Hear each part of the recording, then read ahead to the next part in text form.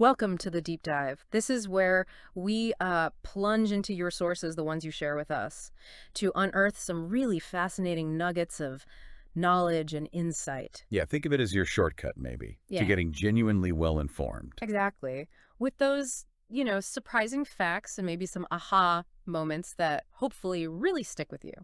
And today, we're really embarking on quite a journey, aren't we? Mm. Through the human experience, things like interconnectedness, untapped potential, and our collective evolution. Right. The sources you sent over are this rich collection of interviews, actually from a show called Apocalyptic Chats. Mm. And they feature an incredible array of thinkers. I mean, there's a psychologist who identifies as an empath, a visionary artist who's a UFO contactee, Wow. and then several quite profound systems theorists, authors, spiritual leaders. It's quite a mix. It really is. So our mission today, I guess, is to really extract the most powerful insights from these deep generative conversations they had. We'll be looking at how we can navigate some profound changes, both personal and global. Yeah, and discover maybe some innate capabilities we didn't know we had. Right. And maybe move towards a more harmonious existence. So for you, the listener, this deep dive is really designed to offer a unique perspective, maybe even a slightly mind-bending one, Possibly. on what's really possible when we, look beyond the obvious. I'm genuinely curious to see how these, well, seemingly quite different ideas might weave together. Okay, let's unpack this. Let's do it. So maybe we should start with the inner world first, like sensing beyond the obvious. Good place to start. Rachel Mueller's definition of empathy seems key here. She explains it as much more than just understanding someone else's feelings. Right. It's not just cognitive. No, exactly. It's about feeling what they're feeling. She Yeah. says it's almost like becoming their energy to sense what's happening energetically, in their body or mind. That's intense. It is. And she suggests this ability is something we're all born with. Like, think about little kids sensing their parents' moods. Uh-huh. Even before words. Yeah, exactly. But then, as we get socialized, that capacity can often get shut down. Right. We're taught to suppress it, maybe? Could be.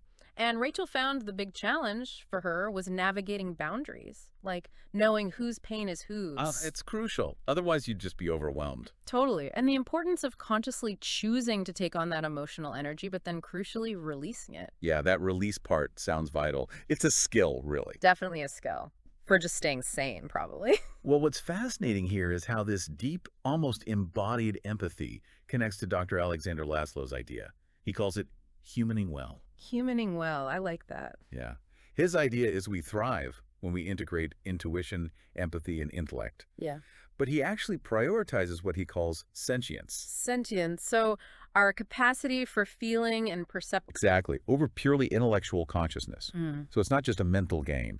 It's accessing something deeper, more holistic. And this really aligns, interestingly, with the indigenous three-brain philosophy. Have you heard of that? The three brains. Tell me more. Well, it's this perspective where the gut processes the sort of primal instinctual vibrations. Okay, the gut feeling. Right.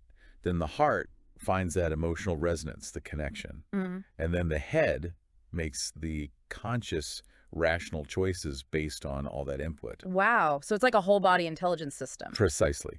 Different interconnected forms of intelligence working together. That idea of integrating intuition and intellect, it's really powerful. And Dr. Alexander László, he shares a personal story, right, that kind of brings this to life. He does, yeah. It's about his youth on a sailboat. Ah, yes, the sailboat story. What exactly happened there? How did it show this sentience thing? Well, he talks about this vivid moment. There was a sudden chaotic gust of wind. He's on the sailboat. His mother is absolutely terrified. Understandably. Right. But he felt completely, as he put it, in flow. And he was able to somehow transmit calmness to her, just non-verbally, without saying a word. Wow, just through presence. Seems like it. He calls it an ineffable experience. Couldn't really be put into words. Just a moment of total connection and really profound significance for him. He described it as feeling one with the moment, didn't he? Like in a state of homeostasis with the cosmos itself. Yeah, exactly that. And it wasn't intellectual at all. It was a full body thing, felt like enlightenment, but just boom, in an instant. It's Hmm. such a great illustration of how harmony can actually arise from chaos. Wow. A powerful lesson from somewhere you wouldn't expect. Definitely. Unexpected wisdom.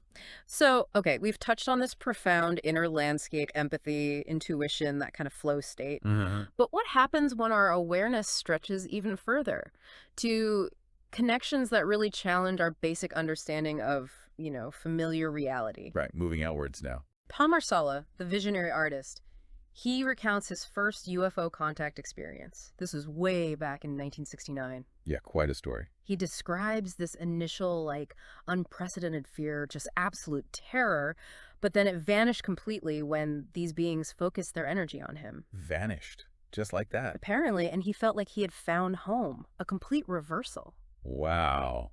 That's Yes. quite a shift. Isn't it? And this was preceded, he said, by some weird antibacterial screening process that affected his nervous system, made him feel weak. Okay, that part sounds less pleasant. Yeah, quite an introduction, right? So if we try and connect this to maybe the bigger picture he's painting, Tom notes that these alien cultures, as he perceives them, are often quite restrictive ones. He says they're extremely advanced. In what way, technologically? Well, yes, but he focuses more on foundational cultural aspects. Things like mind, body, soul, communication. Okay. He says there are no barriers in their greetings. They just meld instantly, which is a stark contrast to how we usually interact. Melding instantly, yeah, very different. He even puts forward this idea of a universe quarantine. And quarantine, why? Well, he suggests it might explain the lack of sort of open involvement from these beings due to what he calls our barbaric nature and maybe our limited mental and scientific capacities right now. Ouch. Barbaric nature, that's blunt. It is. But what's maybe even more thought-provoking is his assertion that these extraterrestrials are, wait for it, direct blood relatives. Hold on, blood relatives, how? Genetically removed over millennia, he suggests, but still fundamentally kin.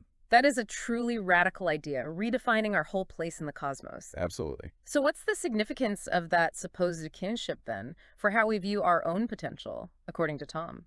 Well, he seems to imply that we're currently operating under certain handicaps compared to them. Okay. And that understanding this kinship, this connection, could maybe unlock dormant potentials within us. It's an invitation, really, to consider what we might be capable of if we could shed some of those limitations. Which raises the big question, doesn't it? How do we challenge these conditioned beliefs, the very ones that might be holding us back? Exactly. How do we break out of the box? Dr. Robert Gilman brings in that powerful metaphor here, the blind man and the elephant. Ah, yes, classic. Illustrating how we so often grasp only a tiny piece of a complex system, right? Instead of seeing the whole elephant. We mistake the part for the whole. And this idea really resonates with how our categorical thinking, the way we put everything in boxes, and even the very language we use can limit our perception of that larger truth. Yeah, our tools for understanding can become prisons. And building on that, Riane Eisler points to a major historical shift. She places it around 5,000 to 10,000 years ago. Okay, what kind of shift? From what she calls partnership systems to domination systems. Partnership versus domination. Okay. She explains that in these domination systems, worldly success was basically achieved by enforcing what she calls 3 dominations. 3 dominations, what are they? Controlling our own inner impulses, number 1. Asserting power over other people, number 2. And dominating the natural world, number 3. Right. Control over self, others, and nature. That sounds familiar. Doesn't it? And she says this contrasts sharply with a more integrated, partnered way of being. She also points out this profound misunderstanding of the word dominion in ancient texts. Oh, what about it? She believes it originally meant something much closer to stewardship. Stewardship. That's a very different energy than domination. More collaborative. Exactly. A huge difference. And Bruce Benefiel, the creator of One World, he shares a somewhat similar philosophy. His is no games, no secrets. No games, no secrets. Straightforward. Yeah, basically emphasizing this need to drop our barriers, our masks, and really test our own truths rather than just passively accepting what we're told. Be authentic, question things. That. Yes, and then Dr. Irvin László takes us even deeper conceptually. He talks about the Akashic-field. Ah, the Akasha. That's a big concept. It is. He describes it as, like, The universe's ultimate information library, a psychophysical hologram where basically everything, all events, thoughts, experiences are recorded and interconnected. So the universe itself is consciousness, in a way. That seems to be the idea, a living record. Yeah. And we are all integral, conscious parts of this universal consciousness. Which, again, brings up a huge question. Yeah. Given this profound interconnectedness, how do we overcome the societal, brainwashing that seems to prioritize the individual above everything else? Right, the programming that creates so much division and conflict. Yeah. And the profound idea presented here, I think, is that our higher self, that deeper connection, isn't something separate we need to find. It's already integrated within our physical body. Already here. Already here. Our journey isn't to find it. It's to experience that unity more deeply, to fully embody the connection that already exists. Okay, so embodying the connection that's already there, if we're ready to try that, to re-examine our beliefs, embrace this deeper unity, how do we navigate the changes that inevitably come with that? Especially, when fear and past trauma get triggered. That's the practical challenge, isn't it? Definitely. Yeah. Robin Johnson shares her very personal story here, achieving all the conventional markers of success. The house, the career. Exactly. Only to find herself deeply miserable. Wow. And she realized that true satisfaction for her had to come from within, not from ticking external boxes. A common story, unfortunately, but always powerful to hear directly. It is. And her journey involved confronting what she called a heart full of pain from past abuse. Yeah, it takes courage. Immense courage. And it led her to understand that phrase. The longest journey you will ever take is the one from your head to your heart. Simple, but so profound. Isn't it? Indeed. And she also highlights research, which is fascinating, from the Heart Math Institute. Oh, yeah. What did they find? Well, apparently the heart actually contains something like 40,000 neurons. Neurons. Capable of making decisions. 40,000 neurons in the heart. Seriously. That's what the research suggests. And the implication is that clearing emotional pain allows for quicker, more intuitive choices. Truly aligning the head and the heart. The heart having its own intelligence. That's amazing. It really is. And both Robin Johnson and Bruce Benefiel, they both emphasize the power of, feeling the fear and doing it anyway. Right. That classic phrase. And they deconstruct fear using that acronym. Fear, false evidence appearing real. Ah, yes. FEAR. It's not just catchy. It's presented as a practical way to recognize that so many of our fears are just projections. They're not actually happening right now. False evidence. Okay, and Dr. Robert Gilman expands on this, right? He talks about our brain's threat detection system. Yeah, the amygdala, that ancient part of the brain designed to keep us safe from immediate, like, saber-toothed tiger-type danger. Right. Useful back then. Very. But he explains how it can be sort of repurposed or maybe hijacked by our imaginations today. Hijacked? How? It starts creating fear from things that are not here now. Potential future worries, anxieties about things that haven't happened and might never happen. So much of what we feel as fear is actually self-generated about the future. A huge amount of it, yes. Based on imagination, not reality. Okay. So this leads us towards needing new ways to connect, right? Both within ourselves and with each other, maybe globally. Exactly. Forging new paths. And Kai-Dai makes a really crucial distinction here. He says we should strive for world harmony, not just world peace. Harmony, not peace. Why the distinction? Well, he argues that peace treaties are often just dictated by the victor. Temporary fixes. Yeah, temporary agreements that kind of paper over the underlying discord but don't resolve it. Harmony, on the other hand, he sees as indispensable, a dynamic balance needed in every aspect of life. A dynamic balance. I like that. So how do we get there? Does he suggest anything practical? He does. He proposes a concrete step. A pledge of planetary allegiance. Planetary allegiance. What does that involve? It's framed as a path to global citizenship. Individuals basically commit, personally, not to harm the planet or fellow humans. A simple foundational commitment. But potentially very powerful if widely adopted. A new baseline for how we interact. That really reframes the goal, doesn't it? Moving beyond just avoiding conflict to actively co-creating something better. Yes, active co-creation. And this idea of navigating chaos, seeing it as an opportunity, it connects back to Riane Eisler's point about the word apocalypse. Right. She said it actually means uncovering knowledge. Uncovering knowledge. So it invites us to redefine what looks like chaos as actually a profound opportunity for transformative change. Exactly. Seeing the potential within the disruption. And Dr. Irvin László, he talks about his upshift movement. What's that about? It's essentially a global effort he's involved in, aimed at collectively shifting humanity to a higher level of consciousness. A collective upshift. How does he see that Yeah. happening? Largely through leveraging virtual communities and collaborations, breaking down those traditional silos, academia, business, activism, etc., and creating a truly interconnected world, working towards a common goal. Moving from isolated efforts to a unified wave. Precisely. And Kai-Dai had that powerful analogy too, didn't he? About weaving things together. Oh yeah, the rope analogy. Yeah. He talks about taking the single strands of various groups, wildlife conservationists, humanitarians, peace activists. Yeah, huh? All doing their own thing. Right, and weaving those strands together to form an unbreakable rope. It just demonstrates the immense strength we can have in unity if we combine those efforts. Strength and unity. Makes sense. And then Dr. George Land adds another layer.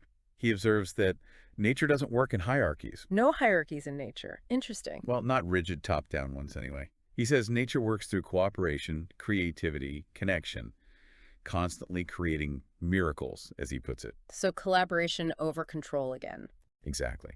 And he argues that leaders, particularly in organizations, need vulnerability to truly empower others. He challenges the old educational system, which he thinks was designed mostly to train. Well, he called them drones. Drones. Ooh, strong word. It is. But his point is about fostering creativity and collaboration, not just obedience. And Riane Eisler comes back here with the more comprehensive framework, right? The 4 cornerstones. Yes, her 4 cornerstones for shifting from that domination system we talk about to a partnership system. Okay, what are the 4? First, childhood and family, how we raise our kids. Second, gender equality and roles. Third, economics. Economics is key. Huge. She emphasizes what she calls a caring economics, one that prioritizes people and planet over profit. Caring economics, okay. And Yeah. the 4th? Language and stories. Right. Basically, consciously changing our narratives, the stories we tell ourselves and each other, to support partnership instead of domination. Wow. That's a really holistic blueprint for a new kind of society. Childhood, gender, economics, stories. It covers a lot of ground, yeah. A systemic approach. Okay, so we've got all these massive ideas swirling around interchange, cosmic connections, societal transformation, harmony. Where do we even begin? What are the practical steps we can actually take? Right, let's ground it a bit. Dr. Robert Gilman offers something very simple, very practical, a daily exercise he calls the neurological reset. Neurological reset. Okay, what is it, and what does it actually do for us? It's super quick. It involves scrunching up your cheeks and wiggling your nose. Scrunching and wiggling. Seriously. Seriously. Combine that with slow, controlled breathing and placing your hands over your heart. The whole thing takes like less than 30 seconds. Okay, scrunch, wiggle, breathe, hands on heart. Why? What's the effect? He says it helps calm the nervous system right down, brings you back to what he calls an optimal zone. The insight seems to be that by engaging these specific physical actions, you can quickly shift your physiological state. Like a quick pattern interrupt for stress. Exactly. Moving out of that fight or flight response and into a more centered, coherent state. It prepares you to operate from a place of more clarity, maybe more intuition. Huh. That's actually a really powerful little tool. So simple, but potentially profound if you do it regularly. Seems like it could be. And Robin Johnson, she provides a vital piece of advice, especially for anyone just starting on this kind of inner journey. What was her advice? She says, trust what you're getting, don't doubt yourself. Okay, trust your intuition. And don't share your story with others that create doubt in you. Protect your process. Don't let naysayers undermine you early on. Right. She encourages you to really allow these new experiences, these new feelings or insights to fundamentally change your beliefs rather than trying to dismiss them just because they don't fit your old framework. Yeah, honor your own inner wisdom, even if it feels weird or challenges convention. That makes a lot of sense. It does. Then, thinking about collective evolution, Dr. Irvin László introduces this really intriguing concept. Hopeful monsters. Hopeful monsters? What on earth are they? It sounds strange, but it refers to individuals who maybe don't quite fit into the old societal frameworks. They feel like misfits, maybe. Okay, I know that feeling sometimes. Right. But the profound insight here is that these misfits, these monsters, aren't necessarily anomalies or problems. They might actually be hopeful because they are the harbingers, the early signs of a new world that's evolving. So being different is actually a sign of the future emerging. That's the idea. And that we, you, the listener, we are all active conscious agents in shaping that very evolution. It totally reframes what it means to feel like you don't fit in. That's a wonderfully optimistic perspective. I really like that. Hopeful monsters. Me too. And Dr. Robert Gilman, looking back at the COVID-19 pandemic, he didn't just see it as a crisis, did he? No, he had this three-part view: the destroyer, the illuminator, and the accelerator. Destroyer, illuminator, accelerator. Okay, unpack that. Well, destroyer is obvious, the disruption, the loss. But illuminator, it revealed existing fault lines, existing fears, things that were already broken in society. Brought things into the light. Exactly. And accelerator, because it forced rapid change, Yeah. it actually opened up new possibilities for connection and learning, especially through the sudden massive adoption of virtual communities. Right. We all got forced onto Zoom, basically. Pretty much. Yeah. But it accelerated certain trends that might have taken decades otherwise. Okay. And he suggests something really fascinating about time itself, doesn't he? Linked to entropy. Yes. This is mind-bending. He suggests that because, scientifically speaking, time is a measurement of the change of entropy. Okay, hold on. Entropy being Yeah, disorder, chaos. right. The amount of disorder or randomness in a system. So his hypothesis is, if we can create less disorder, if we can foster greater harmony, greater coherence, both within ourselves and collectively, we could actually truncate, basically, dramatically shorten the time needed for profound, positive global transformation. Whoa. So collective coherence could literally speed up time, or at least speed up positive change. That's the implication, that our collective state of being influences the very fabric of how change unfolds. That's a massive idea. It really is. So the ultimate call to action, weaving through all these sources, really seems to be this: to consciously embody harmony within, harmony with others, and harmony with nature. All three. All three. Because doing so isn't just good for us individually. It might actually accelerate this profound and, frankly, necessary change for everyone. So, okay. We've covered a lot of ground. What does this all mean when we put it together? Yeah, what's the takeaway? Well, our deep dive today, it really feels like it reveals this powerful thread, doesn't it? Weaving through personal wisdom, like empathy and intuition, all the way to cosmic connections, maybe even ETs. Yeah, they're really out there stuff. And then back to very practical societal transformation, like harmony and partnership. It does seem interconnected. And it seems clear that many of the barriers we face, maybe most of them, are actually internal. Stemming from those conditioned fears, those outdated ways of thinking and seeing the world. Exactly. We're reminded, I think, that the universe isn't just this passive backdrop for our lives. Right. It's presented here as a living, thinking, evolving system. And you, the individual listener, you're an integral part of that larger coherent whole, whether you feel it all the time or not. That's a powerful thought. So the journey to a more harmonious future, it really does begin within us. It has to start there. But it seems it really flourishes through our shared experiences, our connections, and that collective commitment to, well, to upshift, as László put it. Right. It's both personal and collective. We really hope this deep dive has given you, our listener, plenty to chew on. Lots to think about, for sure. Remember, the world is shifting. Things are changing rapidly. And maybe the biggest takeaway is that we are not merely spectators in all this. No, definitely not. We're active participants, whether we realize it or not. So maybe let's leave you with a final provocative thought to mull over. Okay, hit us with it. Consider this. If the universe, as these thinkers suggest, is constantly evolving towards greater order and coherence, and if you are truly an integral part of that unfold, what if the very experiences in your life that challenge you the most, the difficulties, the struggles, the monster feelings, what if those are precisely the experiences designed to accelerate your unique contribution to this grand cosmic dance?